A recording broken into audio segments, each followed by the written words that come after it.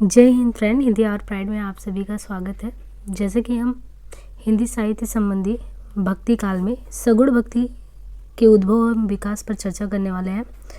तो देखिए, यहाँ से पॉइंटर फॉर्म में जो हिंदी साहित्य संबंधी तथ्य दिए गए हैं कि सगुण भक्ति जो है उसका उद्भव और विकास देखें तो सबसे पहले बात है कि रामचंद्र शुक्ल ने कहा है कि श्रद्धा और प्रेम के योग का नाम भक्ति है। तो ये परिभाषा किसके द्वारा दी गई है कि श्रद्धा और प्रेम के योग का नाम भक्ति है? रामचंद्र शुक्ल के द्वारा। भक्ति साहित्य में प्रस्थान त्रयी, ये जो उपनिषद है, गीता है, ब्रह्मसूत्र, इसको कहा गया है। प्रस्थान त्रयी, उपनिषद, गीता तथा ब्रह्मसूत्र को।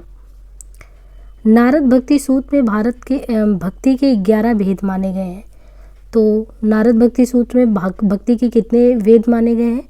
11 भेद माने गए हैं, जो निम्न है: गुण महात्म्य शक्ति, रूपा शक्ति, पूजा शक्ति, स्मरण शक्ति, दास्या शक्ति, सख्या शक्ति, कांता शक्ति, वात्सल्य शक्ति, आत्मनिवेदन शक्ति, तन्मयता शक्ति, परम विराह शक्ति।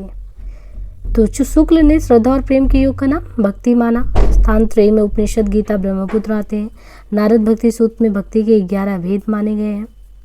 भागवत पुराण में, जो भागवत पुराण है, उसमें नवधा भक्ति का उल्लेख है।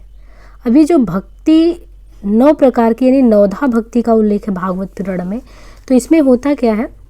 नवधा भक्ति में श्रवण, कीर्तन, यानी कोई भी चीज़ को आपको सुनना है, श्रवण करना है, कीर्तन करना है, स्मरण करना है, पाद सेवन, अर्चन, बंदन, दास, शक और आत्मनिवेदन। इसे ऐसे भी कह सकते हैं कि जब हम कहीं भी कीर्तन भजन सुनने जाते हैं तो उसको सुनते हैं, तो कीर्तन करते हैं, श्रवण सुनते हैं, वहाँ पे अर्चन करते हैं, बंदन करते हैं। और ये किस भाव से करते हैं? या तो हम सख्य भाव से करें या दास्य भाव से। करना क्या होता है? आत्मनिवेदन करना होता है। तो भागवत पुराण में टोटल 9 भक्ति हैं, जिनमें हम कह सकते हैं कि जैसे ही कोई आत्मनिवेदन हेतु सख्य या दास्य भाव से अर्चना या वंदना करता है, जाकर कीर्तन सुनता है, इसके बाद श्रवण, उसको सुनता है, उसको स्मरण करता है, पाद सेवन करता है। तो भागवत पुराण में नवधा भक्ति का उल्लेख है। वैष्णव धर्म में सबसे पहले भागवत धर्म आता है। भागवत धर्म के बाद क्रमशः सात्वत, पंचरात्र, नारायणी धर्म का उदय होता है। तो वैष्णव धर्म में भागवत धर्म पहले, इसके बाद सात्वत धर्म, पंचरात्र, नारायणी धर्म का उदय होता है। सात्वत धर्म के प्रवर्तक कौन है? तो जो सात्वत धर्म है इसके प्रवर्तक है वासुदेव। पंचरात्र में रात्र शब्द का अर्थ ज्ञान है। परम तत्व, मुक्ति, मुक्ति, योग तथा विशेषानुसार इन पंचविध ज्ञान वचन को पांचरात्र धर्म कहते हैं। परम तत्व, मुक्ति, भुक्ति, योग तथा विषय को। वैष्णव भक्ति का उदय जो हुआ है, तो वैष्णव भक्ति का उदय दक्षिण भारत में हुआ है। दक्षिण भारत में ही सगुण भक्ति की उत्पत्ति स्वीकार की जाती है। वैष्णव भक्ति का आधार ग्रंथ क्या है? तो वैष्णव भक्ति का जो आधार ग्रंथ अगर देखें तो वैष्णव भक्ति का आधार ग्रंथ है भागवत महापुराण। वैष्णव भक्ति के आदि आचार्य रामानुजाचार्य माने जाते हैं। तो आधार ग्रंथ हो गया भागवत महापुराण, आदि आचार्य रामानुजाचार्य माने जाते हैं वैष्णव भक्ति के।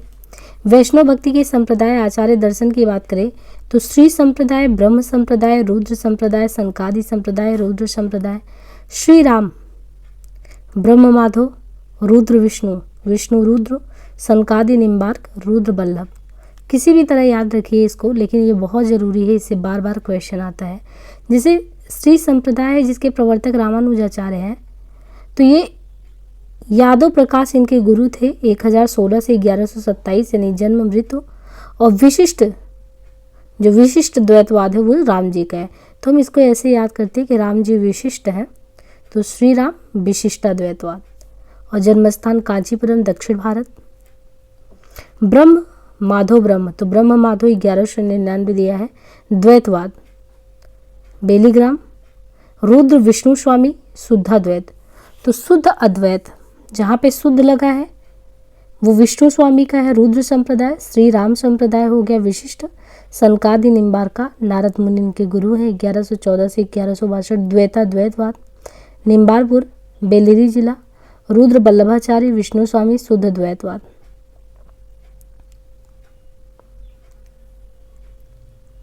रुद्र संप्रदाय जो है उसके आदि प्रवर्तक हैं विष्णु स्वामी रुद्र संप्रदाय के आदि प्रवर्तक विष्णु स्वामी हैं, किंतु कई विद्वान इनके प्रवर्तक वल्लभाचार्य को मानते हैं। यानी रुद्र संप्रदाय के आदि प्रवर्तक तो विष्णु स्वामी हैं, लेकिन ज़्यादातर लोग वल्लभाचार्य को मानते हैं कि रुद्र संप्रदाय के आदि प्रवर्तक वल्लभाचार्य हैं।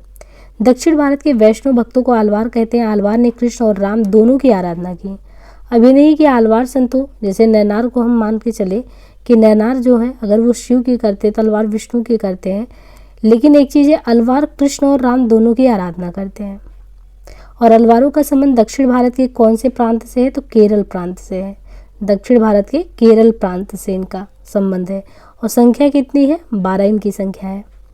यहाँ पे तमिल नाम संस्कृत नाम दोनों ही दिया गया है जो दक्षिण भारत के केरल प्रांत से अलवार हैं। मोयगे अलवार, भूतंता अलवार, पय्या अलवार, नमन अलवार, नम्मा अलवार, मधुर कवि अलवार, कुलशेख अलवार, पेरो अलवार, आंडाल अलवार, तोडर, हिप्पोडो अलवार, तिरुप्पान अलवार, तिरुमंगई अलवार। तो देखिए यहाँ पे कुछ चीज़ें कॉमन है जिससे हम याद कर सकते हैं कि अलवार में ये आते हैं अगर ऑप्शन में आए। तिरुमंगई, तिरुप्पन, तोडर, तिरुप्पान, तिरुमंगई, तोडर। आंडाल एक महिला संत है तो आंडाल भी हैं। पेरो, कुलशेख, मधुर, देखिए नम्न, नम्मा, भूतंता, पय्या अलवार, भूतंता और मोइगो अलवार। और इन लोगों के संस्कृत नाम भी, जैसे मोइगो अलवार का है सरो योगिन, भूतंता का भूतो योगिन, पय्या का महोगिन या भ्रांति योगिन, नम्न का भक्तिसार, नम्म का सठ कोपाचारी, इस नाम से भी आता है। तो सठ कोपाचार को नम्मा लवार भी कहते हैं। ये इनका संस्कृत नाम है सठ कोपाचार, नम्मा लवार भी कहते हैं। मधुकर कवि अलवार को मधुकर कवि, कुलशेखर अलवार को कुलशेखर, विष्णु चरित पेरो अलवार, आंडाल को गोदा भी कहते हैं, उनका संस्कृत नाम गोदा है। भक्त ग्रेडेडू तोडर, योगी वाहन तिरुप्पान को कहते हैं, परकाल तिरुमंगई अलवार को कहते हैं। अलवार संतों में सबसे ज़्यादा लोकप्रिय हुए सठकोप। अब देखिए सठकोपाचार्य नम्मा लवार है ना, तो सठकोप सबसे ज़्यादा अलवारों में प्रसिद्ध है। इन्होंने निम्न पुस्तकों की रचना की है। तिरुवाय मोली, तो सठकोप जो है अलवार में जिनको हम नम्ना लवार से भी जानते हैं, तिरुवाय मोली, तिरुविरुतम, तिरुवर्ग, अब एक दी तिरु तिरु तिरु है ना, तो तिरुवाय मोली, तिरुविरुतम, तिरुवर्ग सरियम तथा पेरियाति रुंददादि सहस्त्र गीति, ये 5 रचनाएं तिरुवायमूली, तिरुविरतम, तिरुवर्ग सरियम, पेरियार्ति तुंद्वादि सहस्त्र गीति।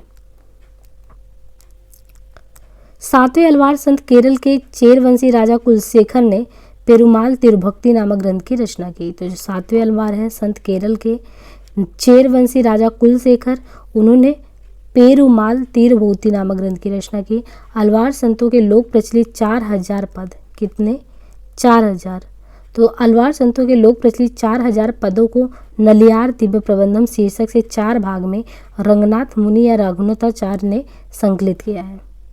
यानी इनके टोटल 4000 पद हैं, उनको नलियार दिव्य प्रबंधम इनके शीर्षक से 4 भागों में रंगनाथ मुनि या रघुनाथाचार्य ने संकलित किया है। रघुनाथाचार्य या रंगनाथ मुनि को श्री संप्रदाय का पहला आचार्य भी माना जाता है। तो जो श्री संप्रदाय है रघुनाथाचार्य या रंगनाथ मुनि को माना जाता है, वो उसके पहले आचार्य भी हैं। इनका जन्म सन 824 ईस्वी में तथा मृत्यु 924 में। रंगनाथ मुनि ने न्याय तत्व नामक एक दार्शनिक ग्रंथ संस्कृत में लिखा। तो ये भी है, रंगनाथ मुनि न्याय तत्व नामक एक दार्शनिक ग्रंथ भी संस्कृत में लिखे हैं। श्री संप्रदाय के प्रवर्तक रामानुजाचार्य के पूर्ववर्ती आचार्य काल क्रमानुसार निम्नलिखित है। जो श्री संप्रदाय उसके प्रवर्तक रामानुजाचार्य के पूर्ववर्ती आचार्य काल क्रमानुसार रंगनाथ मुनि, पुंडरीकाक्ष, राम मिश्र, यमुनाचार्य, रामानुजाचार्य। तो रंगनाथ मुनि, पुंडरीकाक्ष, रंगनाथ मुनि, पुंडरीकाक्ष, राम मिश्र, यमुनाचार्य, रामानुजाचार्य। श्री संप्रदाय के चतुर्थ आचार्य यमुनाचार्य। श्री संप्रदाय के देखें तो रंगनाथ के बाद पुंडरीकाक्ष, राम मिश्र, यमुनाचार्य। तो श्री संप्रदाय के चतुर्थ आचार्य यमुनाचार्य 916 से 1040 ने सिद्धित्रय, आगम प्रमाणी, गीतार्थ संग्रह आदि दार्शनिक ग्रंथों की रचना की है।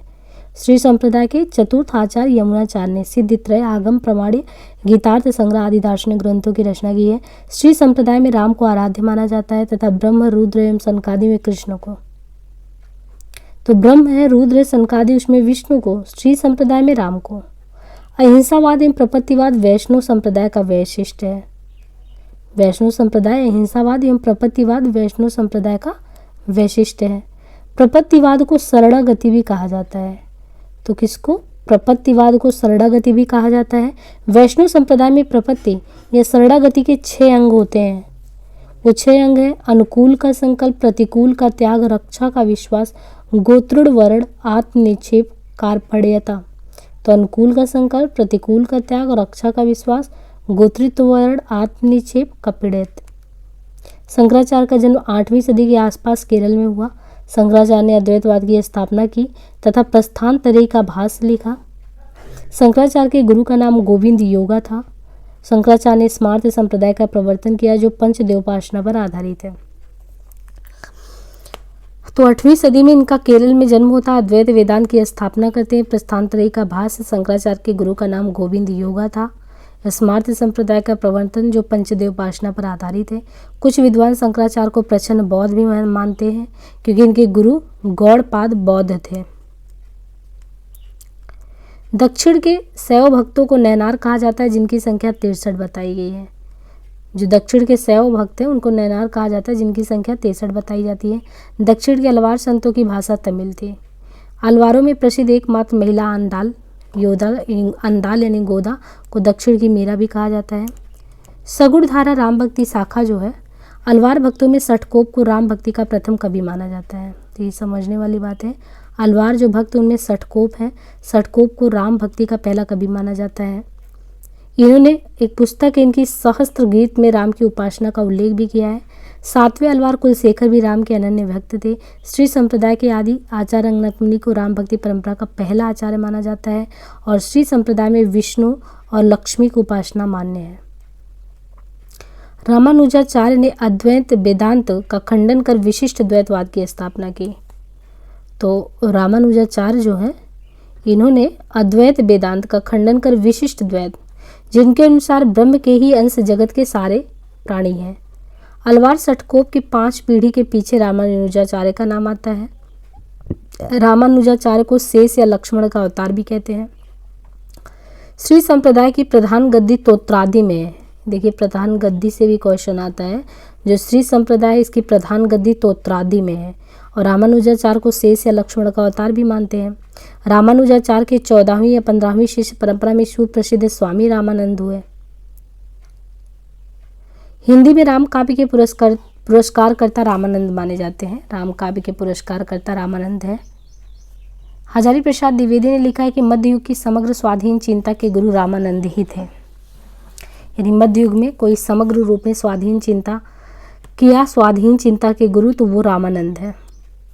रामानंद के गुरु का नाम क्या है? राघवानंद। रामानंद के गुरु का नाम है राघवानंद। रामानुजाचार्य के शिष्य है और रामानंद के गुरु का नाम क्या है? राघवानंद। यानी रामानुजाचार्य के 14वीं 15वीं शिष्य परंपरा में सुप्रसिद्ध स्वामी रामानंद हुए और रामानंद के गुरु का नाम राघवानंद था। हजारी प्रसाद द्विवेदी ने रामानंद को आकाश धर्मा गुरु भी कहा है। राघवानंद ने उत्तर भारत में राम भक्ति का प्रवर्तन किया, परंतु इसे प्रतिष्ठित एवं प्रसारित रामानंद किया। प्रतिष्ठित करने का नाम राघव ने किया, लेकिन रामानंद ने प्रतिष्ठित और प्रसारित उन्होंने प्रवर्तन किया।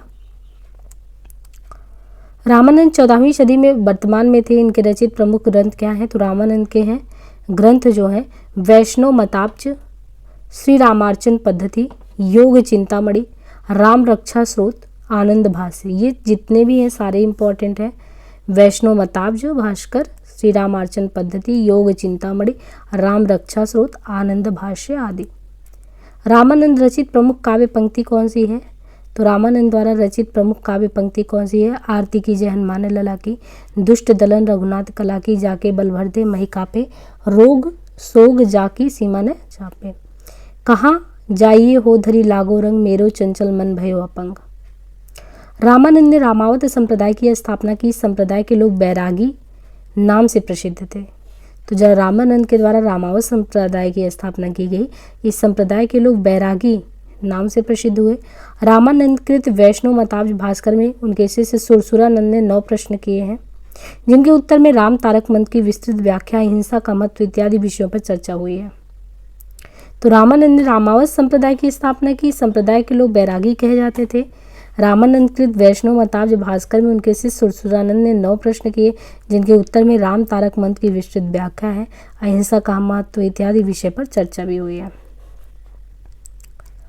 रामानंद के 12 शिष्य थे। आचार्य शुक्ल, हजारी प्रसाद द्विवेदी एवं रामकुमार वर्मा के अनुसार, मतलब शुक्ल भी कहते हैं, द्विवेदी भी कहते हैं रामकुमार वर्मा की रामानंद के 12 शिष्य थे। अब शुक्ल, हजारी और रामकुमार वर्मा इन्होंने शिष्य का नाम गिनाया है, तो जैसे इसको मैंने क्या कर दिया कि जो तीनों लोगों के अनुसार है, जैसे सुखानंद, तो सुखानंद को माना है कि हाँ रामकुमार वर्मा ने, शुक्ल ने, द्विवेदी ने, सभी ने माना हाँ सुखानंद थे। सुरसुरानंद ठीक है थे। नरहरियानंद, तो नरहरियानंद शुक्ल जी ने माना है और रामकुमार वर्मा ने माना है। आसानंद इनके शिष्य थे, ये सिर्फ और सिर्फ हजारी प्रसाद द्विवेदी ने माना है। तो अनंतानंद, सुखानंद, सुरसुरानंद, नरहरियानंद, भावानंद, पीपा, कबीर, सेन, धन्ना, रैदास, पद्मावती, सुरसुरी। अनंतादास के शिष्य कृष्णदास पैहारी सबसे पहले गलता गद्दी अजमेर राज में रामानंद संप्रदाय की गद्दी स्थापित किए थे। अनंतानंद के शिष्य हैं कृष्णदास पैहारी।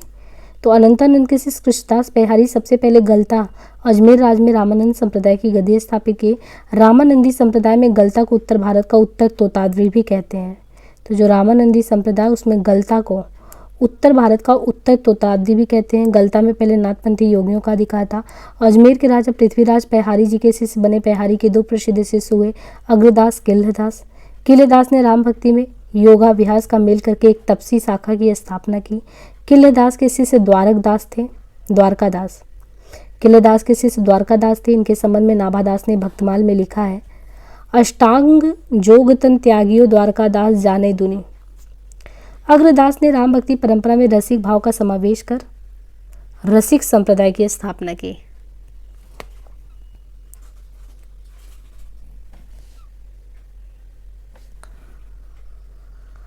रसिक संप्रदाय के प्रमुख कवि कौन है? तो रसिक संप्रदाय के प्रमुख कवि निम्न हैं: बालकृष्ण, बाल अली, रसमाला, रामशरण, प्रेमकली, प्रयागदास, राम गुलाम द्विवेदी, रीवा नरेश महाराज, रघुनाथ सिंह। अग्रदास ने अपनी गद्दी जयपुर के पास रहवास में स्थापित किए हैं। तो अग्रदास की अपनी गद्दी उन्होंने कहाँ स्थापित की है? जयपुर के पास रहवास में स्थापित किया। रसिक संप्रदाय में इन्हें अग्रली भी कहा जाता है। तो रसिक संप्रदाय में अग्रली भी कहा जाता है। जयपुर के पास रहवास में इन्होंने अपनी गद्दी को स्थापित किया। अग्रदास द्वारा रचित प्रमुख ग्रंथ कौन से हैं? तो यहाँ पे दिया है कि अग्रदास यानी रसिकोपासना का सिद्धांत ग्रंथ। अगर देखें इनकी पुस्तक अग्रदास द्वारा रचित प्रमुख ग्रंथ, तो हितोपदेश, उपखाड़ा बावनी, ध्यान मंजरी, राम ध्यान मंजरी, कुंडलिया अष्टयाम, रामायष्टयाम। कुंडलिया नीति परक यहाँ संस्कृत भाषा में रचित सीता बल्लभ राम की दैनिक लीला का चित्रण अष्टयाम या रामाष्टयाम में है। तो अग्रदास ने जो रचनाएं रची है, हितोपदेश, उपखाड़ा बावनी, ध्यान मंजरी, राम ध्यान, कुंडलिया अष्टयाम या रामाष्टयाम, ये क्वेश्चन एग्जाम में आते रहते हैं।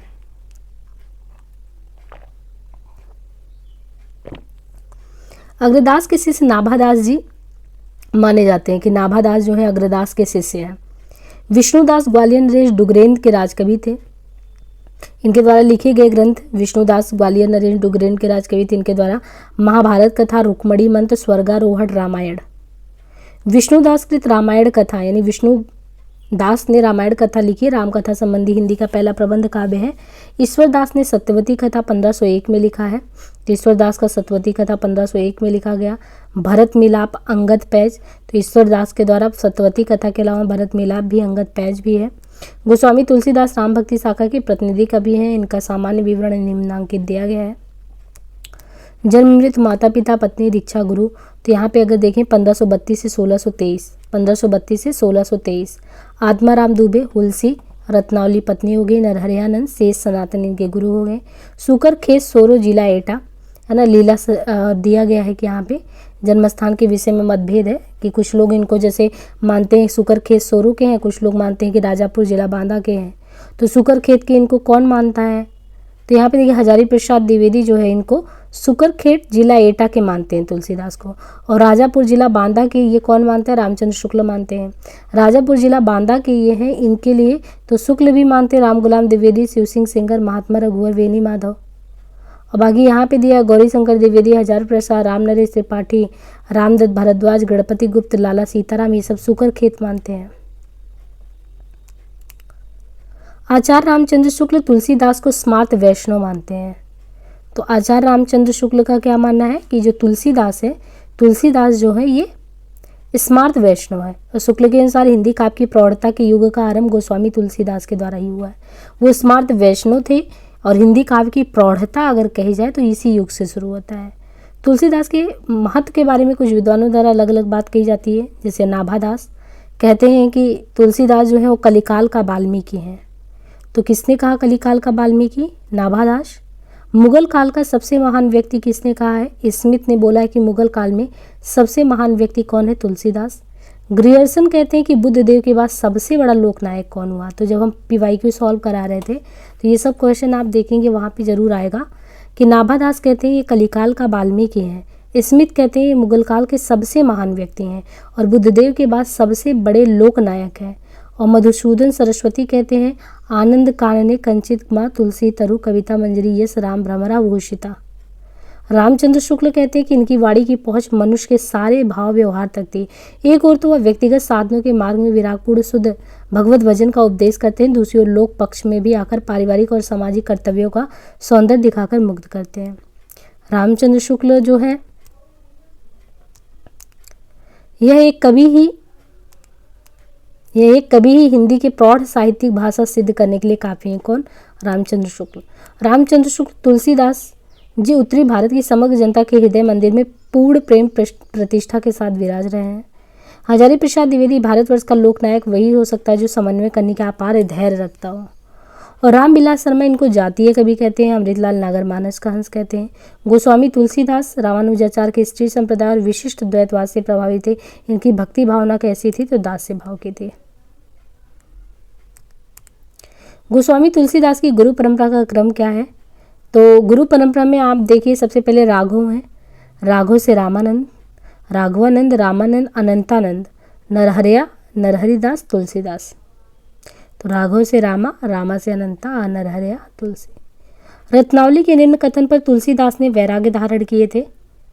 तो रत्नावली ने ऐसा क्या किया था, क्या कहा था कि तुलसीदास जी उसे मतलब वो क्षुब्ध हुए और इसके बाद उनको यही कहा गया था कि लाज न लागत आपको दौरे आयो साथ, धिक धिक ऐसे प्रेम को कहाँ कहूँ मैं नाथ।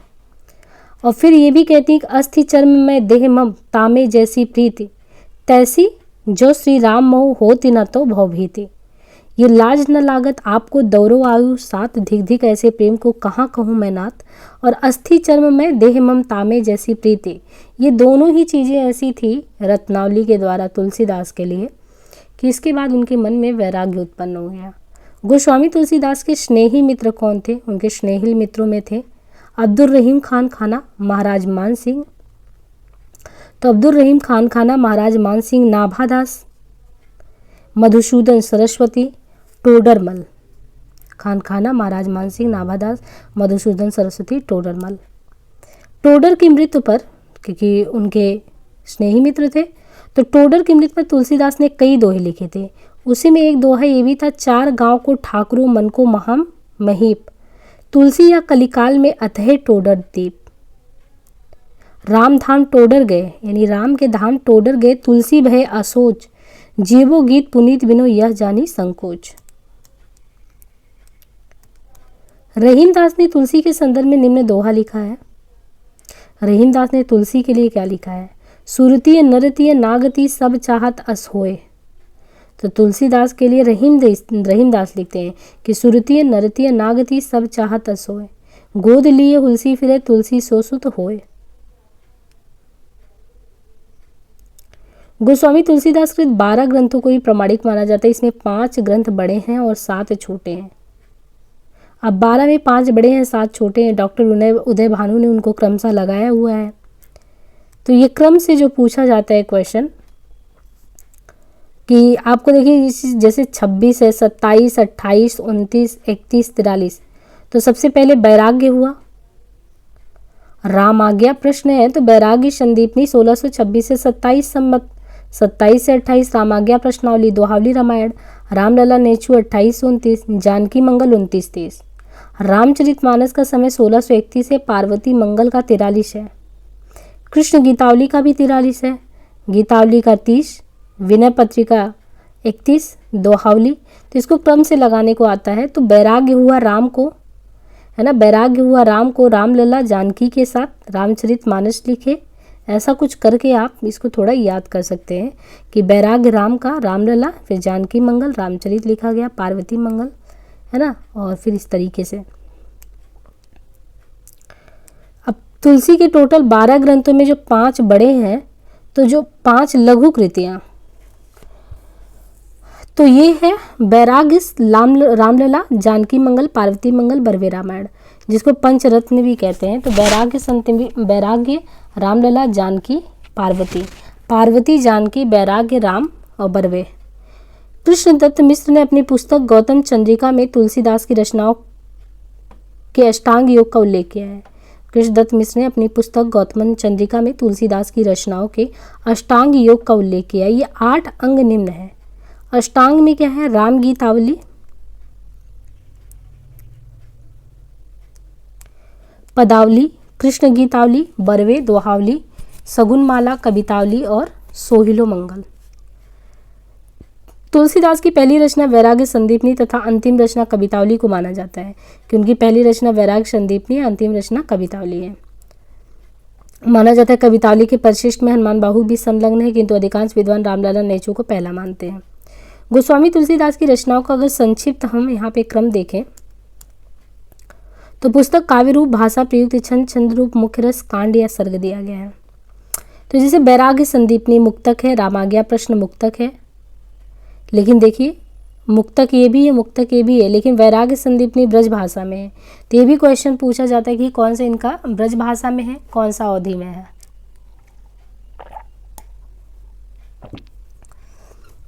वैराग्य संदीपनी मुक्तक में, रामाज्ञा मुक्तक में रामलला, जानकी, रामचरितमानस, पार्वती मंगल, ये जितने भी हैं प्रबंध काव्य हैं। और कृष्ण गीतावली और गीतावली, विनय पत्रिका, गीति काव्य है, दोहावली, बरवे रामायण मुक्तक है। अब यहाँ पे अगर देखिए कि ब्रज भाषा में वैराग्य संदीपनी लिखा गया है, गीतावली, कृष्ण गीतावली, विनय पत्रिका, दोहावली, तो तीनों आवली जो है वो ब्रज भाषा में है। बरवे रामायण अवधि में है, कवितावली ब्रज भाषा में। जिसने में आयली लगा है देखिए, कवितावली, गीतावली, कृष्ण गीतावली, और इनके अलावा जो है ये वैराग्य संदीपनी एक है। तो देखिए ब्रज भाषा ये भी और ये और यहाँ, तो टोटल 1 2 3 4 5 6, टोटल 6 रचनाएं जो है ब्रज भाषा में है। तो इनमें आपको कवितावली, गीतावली, कृष्ण गीतावली और दोहावली ये तो हो गई, 4 तो आवली करके है। इनके अलावा एक विनय पत्रिका, एक वैराग्य संदीपनी। तो वैराग्य संदीपनी और विनय पत्रिका ये दोनों और ब्रज भाषा में।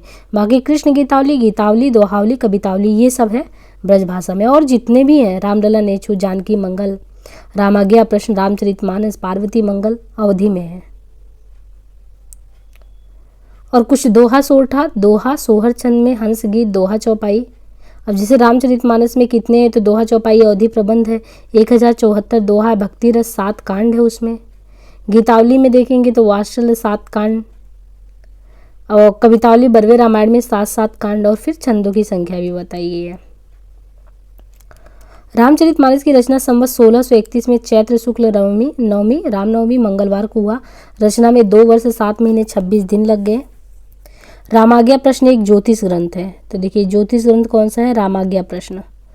कृष्ण गीतावली में गोस्वामी जी ने कृष्ण से संबंधित पदों की रचना की। पार्वती मंगल में पार्वती और शिव के विवाह का वर्णन। रामचरितमानस कवितावली में गोस्वामी ने कलिकाल का वर्णन किया है। कवितावली में बनारस काशी के तत्कालीन समय में फैले महामारी का भी वर्णन मिलता है कवितावली में। तुलसीदास ने अपने बाहु रोग से मुक्ति के लिए हनुमान बाहु रचा। रामचंद्र शुक्ल ने रामचरितमानस को लोक मंगल की साधना अवस्था का काव्य माना। मानस में देखें तो 7 कांड या सोपान है। बालकांड, अयोध्या, अरण्य, किष्किंधा, सुंदर, लंका, उत्तरकांड। अयोध्या कांड को रामचरितमानस का अयोध्या को हृदय स्थल। इस कांड की चित्रकूट सभा को शुक्ल ने एक आध्यात्मिक घटना कही है। चित्रकूट सभा में वेद नीति, लोक नीति, राजनीति तीनों चीजें देखने। तो अयोध्या तो है ही रामचरितमानस का अयोध्या कांड, जो कि 7वां कांड है। टोटल 7 कांड है। बाल, अयोध्या, अरण्य, किष्किंधा, सुंदर, लंका, उत्तर। तो जो अयोध्या है रामचरितमानस का हृदय स्थल अयोध्या कांड, वहाँ पे चित्रकूट सभा की घटना जो है वो एक आध्यात्मिक घटना है। वहाँ पे वेद नीति, लोक नीति, राजनीति तीनों का समन्वय है। और रामचरितमानस की रचना गोस्वामी जी ने स्वांतः सुखाय के साथ साथ लोकहित एवं लोक मंगल को ध्यान में किया है। इनके मार्मिक स्थलों की बात करें तो राम का अयोध्या त्याग, पथिक के रूप में वन को जाना, पहले अयोध्या छोड़े, पथिक के रूप में वन जा रहे हैं। चित्रकूट में राम और भरत, इसीलिए तो एक आध्यात्मिक बात की गई है कि चित्रकूट में राम और भरत मिलते हैं, सबरी इनका आतिथ्य करती हैं। लक्ष्मण को शक्ति लगने पर राम का विलाप होता है, भरत की प्रतीक्षा। तुलसी ने रामचरितमानस की कल्पना मानसरोवर के रूपक के रूप में की है, जिसमें 7 कांड के रूप में 7 सोपान तथा 4 वक्ता के रूप में 4 घाट है। सप्त सोपान मानस के चारों घाट का संक्षिप्त विवरण यहाँ है। काक भुसुंडी गरुड़ संवाद, उपासना घाट पनघट। तो यहाँ पे रामयस जल से परिपूर्ण रामचरितमानस में देखें तो 4 घाट के बारे में बोले हैं कि शिव पार्वती संवाद, तुलसी संत संवाद, याज्ञवल्क्य भरत द्वाज संवाद, काक भुसुंडी गरुड़ संवाद। अब ये उपासना का घाट क्या है? काक भुसुंडी गरुड़ संवाद में उपासना घाट पनघट है। प्रपत्ति घाट गाय घाट तुलसी संत संवाद में है। कर्म घाट याज्ञवल्क्य भरद्वाज पंचायती घाट, ज्ञान घाट राजघाट प्रथम वक्ता और श्रोता शिव पार्वती संवाद। मानक रूपक तुलसी साहित्य का सबसे बड़ा रूपक है। तो कौन सा रूपक? मानस रूपक। अलंकार योजना के संबंध में तुलसी को प्राप्त उपाधियां क्या है? लाला भगवान दीन और बच्चन सिंह कहते हैं रूपकों का बादशाह है। यानी कौन? रूपक के बादशाह हैं लाला भगवान दीन और बच्चन कहते हैं तुलसी जी को। शुक्ल कहते हैं अनुप्रास के बादशाह हैं। और उदय भानु सिंह कहते हैं उत्प्रेक्षा के हैं। तो उदय भानु उत्प्रेक्षा के, अनुप्रास के, शुक्ल कहते हैं रूपक के बादशाह लाला भगवान और बच्चन। आचार्य जगत प्रसाद द्विवेदी ने लिखा है कि तुलसी का संपूर्ण काव्य समन्वय की विराट चेष्टा है। रामचरितमानस पे सबसे ज़्यादा जो प्रभाव पड़ा है आध्यात्म रामायण का प्रभाव पड़ा है। तुलसीदास ने सबसे पहले मानस को रसखान को सुनाया था। तो जो तुलसीदास हैं उन्होंने सबसे पहले जो मानस है उसको रसखान को सुनाया। रामचरितमानस की पहली टीका अयोध्या के बाबा रामचरित दास ने लिखी। रामचरितमानस के संदर्भ में रहीमदास ने लिखा है कि रामचरितमानस विमल संतन जीवन प्राण, हिंदुअन को वेद सम यावने ही प्रकट कुरान। भिखारी दास ने तुलसी के संबंध में क्या लिखा है? तुलसी गंग दुओ भय सु कबिन के सरदार, इनके काव्यन में मिली भाषा विविध प्रकार। तो ये किसने कहा है? भिखारी ने कहा है। और अयोध्या सिंह उपाध्याय हरिओं ने इनके संबंध में यानी तुलसी के संबंध में लिखा है कविता करके तुलसी न लसे, कविता पालसी तुलसी की कला। आचार्य रामचंद्र शुक्ल लिखते हैं कि पद भाषा के स्वरूप को लेते हैं तो गोस्वामी के सामने कई शैलियाँ आती हैं।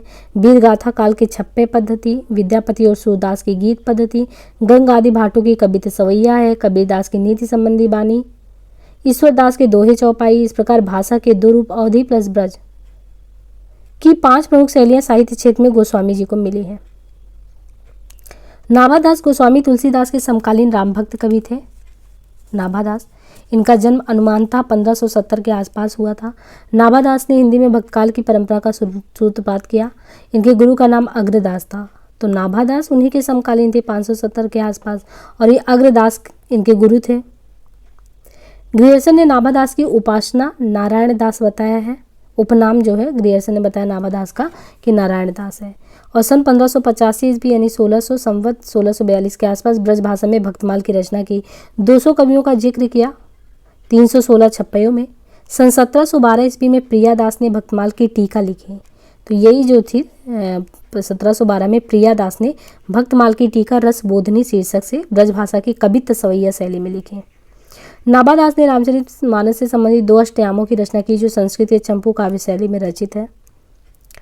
नाभादास ने अष्टयाम की रचना श्रृंगार भक्ति अथवा रसिक भावना लेकर ही की।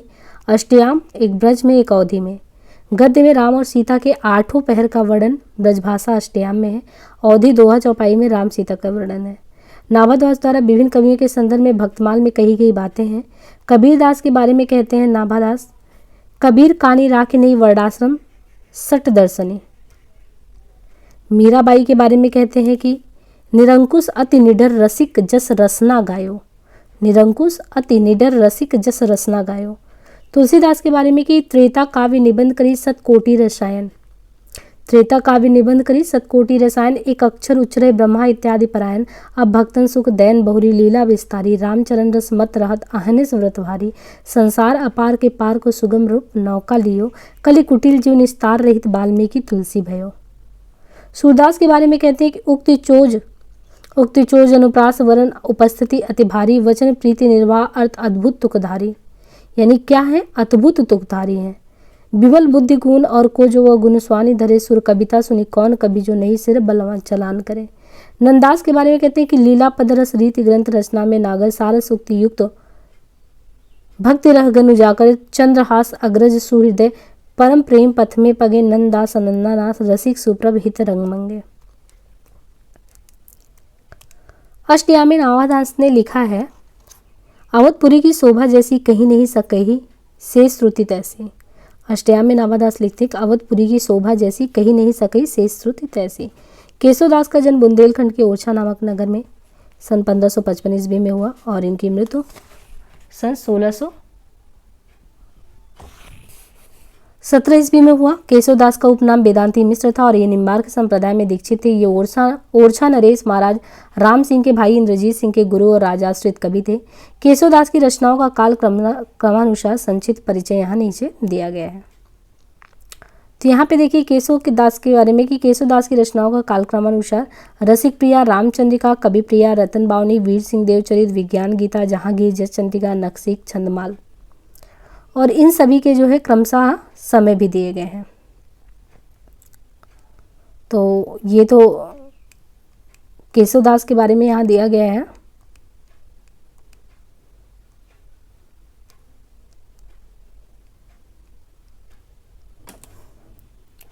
तो वीडियो काफ़ी लंबा हो रहा है, हम इसको नेक्स्ट वीडियो में कंटिन्यू करते हैं। आज के लिए इतना ही, धन्यवाद।